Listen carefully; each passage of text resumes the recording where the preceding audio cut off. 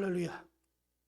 오늘도 하나님의 살아 역사하심이 우리의 삶 가운데 함께함을 믿습니다. 예수님께서 친히 예언하신 대로 이제 십자가를 짊어지시기 위해서 때가 되어 가룟 유다의 손에 의해 팔려 붙잡히게 됩니다. 그리고 빌라도의 뜰에서 재판에 넘겨져야 될 그런 상황에 놓이게 되죠. 자신들이 따랐던 선생 예수가 잡혀가니까 먼 발치에서 예수님을 바라보며 베드로가 따라갔습니다. 그리고 사람들과 군중 가운데 섞여 있는 상황에 놓이게 되죠. 예수님이 잡혀 들어갈 때 바깥 뜰에 먼 발치에서 예수님을 바라보는 베드로. 사람들과 섞여 있는 그 가운데 한 여종이 갑자기 등장하면서 69절에 여종이 나와 이르되 너도 갈릴리 사람 예수와 함께 있었도다. 너도 저 예수와 함께 있던 사람이다 라고 외칩니다. 그때 베드로의 반응이 이렇습니다. 모든 사람 앞에서 부인하여 나는 내가 무슨 말을 하는지 알지 못하겠다. 무슨 말이냐? 예수님을 부인합니다. 아니다. 나는 그러한 사람이 아니다. 네가 알고 있는 그런 사람이 아니다. 라고 부인하죠. 그리고 그 자리를 피해 도망 나옵니다. 71절에 앞문까지 나가니 피해서 옮겼어요, 자리를. 그랬더니 다른 여종이 베드로를 보고 또 이렇게 말합니다. 그를 보고 거기 있는 사람들에게 말하되 이 사람은 나사렛 예수와 함께 있었도다. 이 사람이 저 예수와 함께 있던 자였는데 그 이야기를 들은 베드로가 맹세하여 또 부인하여 이르되 나는 그 사람을 알지 못한다. 아니다. 난 저 사람을 알지 못한다. 예수님을 강력하게 맹세하면서 부인하죠. 조금 후에 곁에 섰던 많은 사람들이 베드로에게 말합니다. 너도 진실로 저 도당이라. 내 말소리가 너를 표명한다. 말소리를 들어보니까 너가 저와 함께 했던 도당이 맞다. 함께 어울려 다녔던 제자라고 말했던 그자 아니냐라고 이야기합니다. 그랬더니 거기서 한 발자국 더 나가서 베드로가 저주하며 맹세하여 이르되 나는 그 사람을 알지 못하노라. 예수님을 강력하게 저주까지 하면서 부인하는 베드로의 모습을 만나보게 됩니다. 마태복음 26장 31절 이하에 예수님께서 제자들과 대화 중에 이런 말씀을 하십니다. 오늘 밤 너희가 다 나를 버리리라. 오늘 밤 너희가 나를 다 버릴 것이고 최종적으로 다 흩어질 것이다. 나를 따르는 자가 하나도 없을 것이다 라고 말씀하셨어요. 이 말씀을 듣던 베드로가 33절에 이렇게 외칩니다. 내가 모두 저를 버릴지라도 나는 결코 버리지 않겠나이다. 예수님, 다른 제자들은 다 예수님을 버릴지라도 의지가 강한 나 베드로, 의리 있는 나 베드로는 절대 선생님을 버리지 않습니다. 의기양양하게 자기 의지를 강력하게 표출을 했습니다.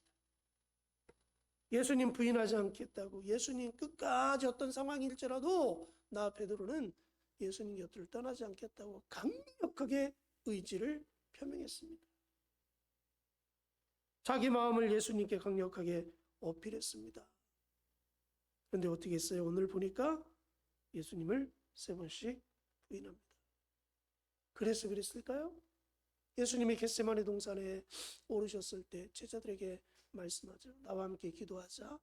그러시면서 졸고 있는 제자들에게 26장 41절에 이렇게 말씀하셨죠. 시험에 들지 않게 깨어 기도하라. 예수님이 잡히기 바로 전에 시험에 들지 않도록 위해서 좀 기도해라.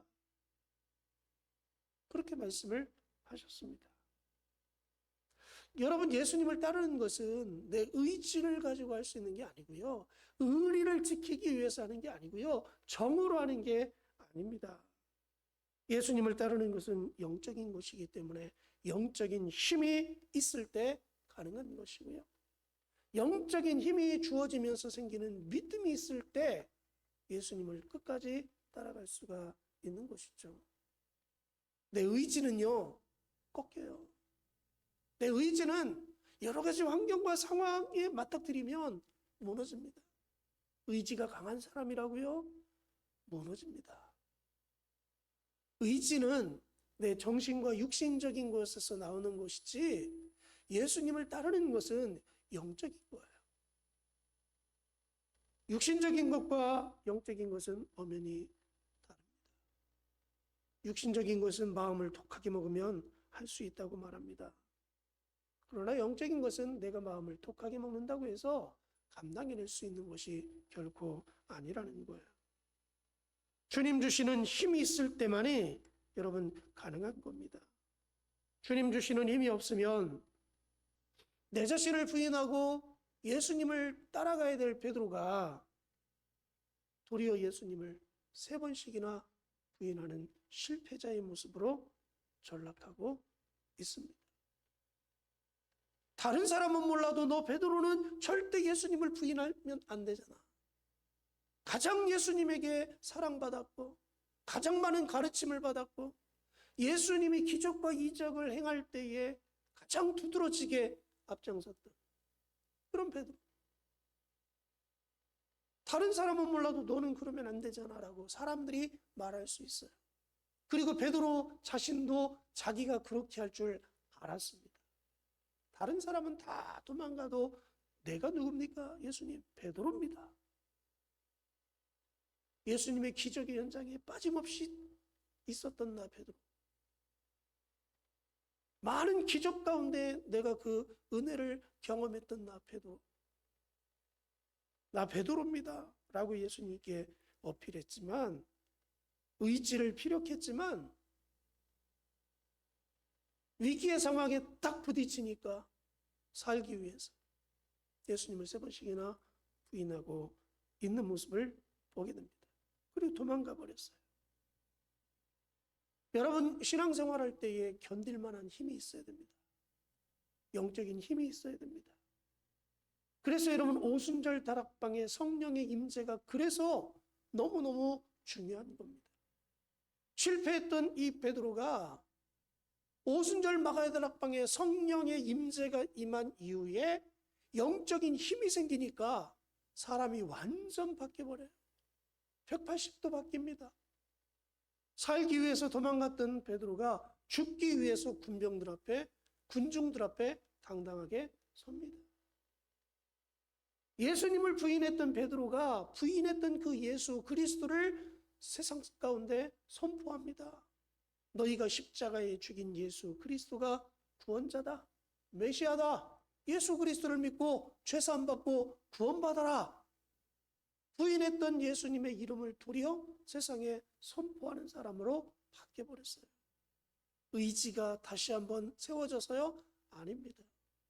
그 안에 성령께서 임재하셔서 영적인 강력한 힘을 공급하니까 그가 능히 환경과 상황을 이기는 사람으로 바뀌어버립니다. 그래서 제자들의 삶이 이제 새로운 방향으로, 새로운 역사로 진행되기 시작했음을 우리가 사도행전에서 볼 수가 있습니다. 사랑하는 여러분, 저와 여러분들이 하나님의 자녀로 온전하게 예수님을 따르기 위해서는 반드시 성령의 충만함을 통해 성령께서 주시는 힘과 능력이 있어야 가능하다는 사실을 잊지 마시고, 하나님 앞에 기도할 때마다 성령의 충만함을 통해 영적인 힘을 날마다 공급하게 하셔서 승리케 해달라고 여러분 그렇게 기도하기를 주의 이름으로 간절히 축복합니다. 그 힘이 있어야지 영적인 일을 감당해낼 수가 있는 것입니다. 오늘 본문의 말씀을 통해서 또 한 가지 우리가 생각을 해볼 수 있는 것은, 예수님을 따를 때 핍박받고 조롱당하고 무시당하고 박해당하고 손해볼 때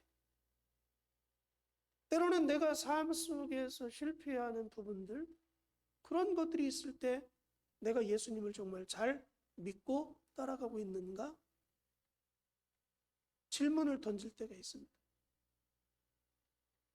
한국교회의 성도들이 보편적인 오늘 이 시대의 신앙은 뭐냐?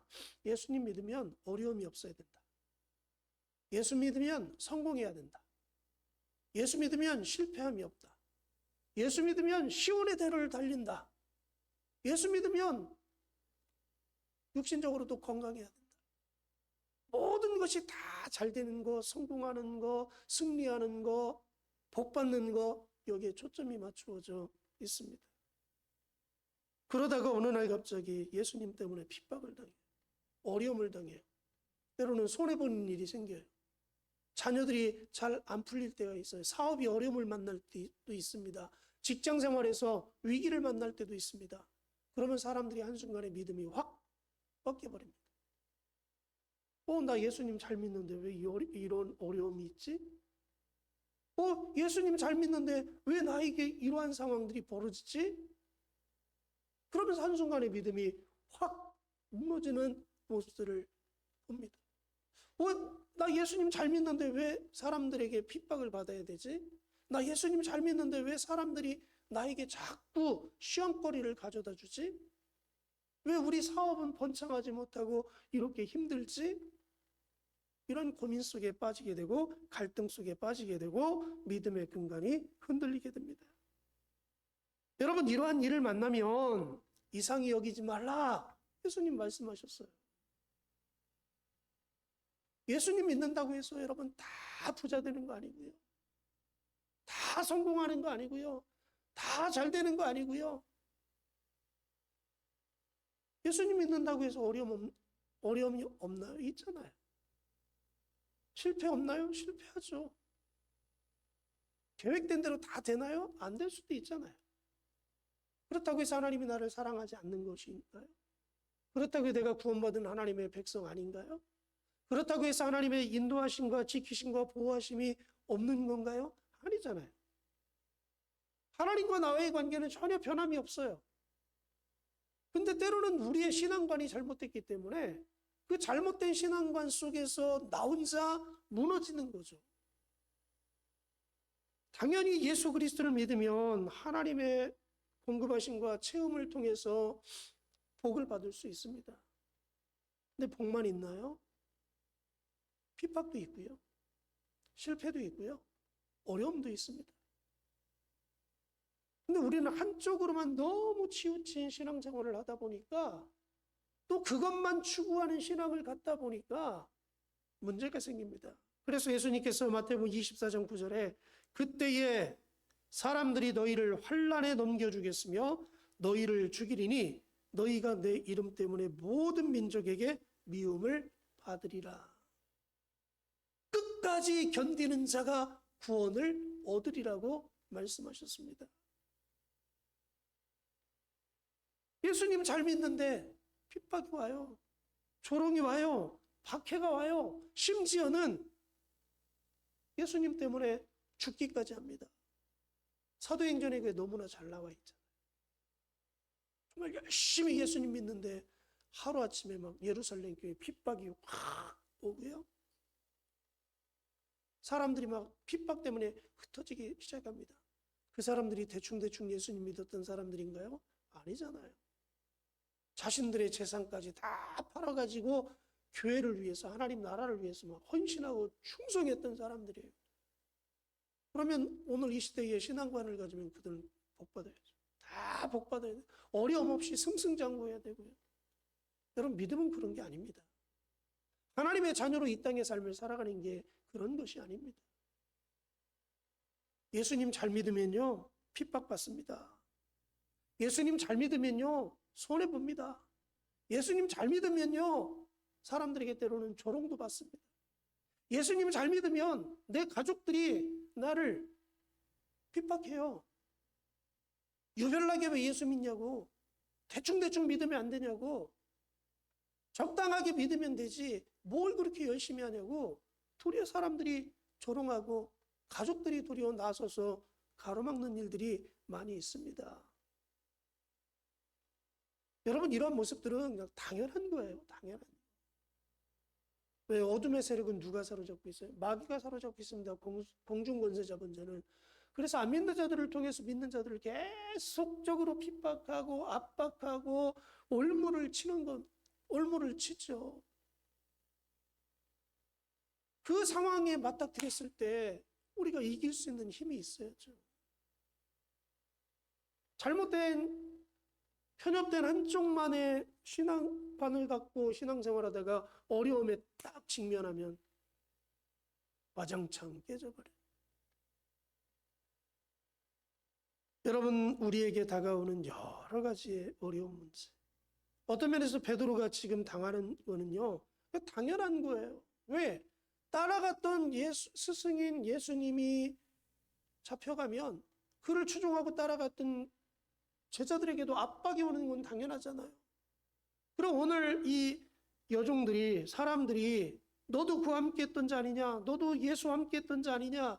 예수의 도당 아니냐? 예수의 제자 아니냐라고 말할 때 베드로가 어떻게 이야기해야 될까요? 이 핍박과 이 질문 속에 맞다. 저분이 내 스승이다. 맞다. 난 저분과 함께 했던 제자다. 우리 스승이 잡혀와서 제자된 내가 지금 우리 스승이 걱정돼서 여기 따라왔다라고 말해야지 맞는 거잖아요. 핍박을 받는 것은 그냥 당연한 것으로 여겨야 되는데 어떻게 하든지 그 자리를 피해가려고 했던 베드로의 모습, 오늘 이 시대의 우리들의 모습 아닌가요?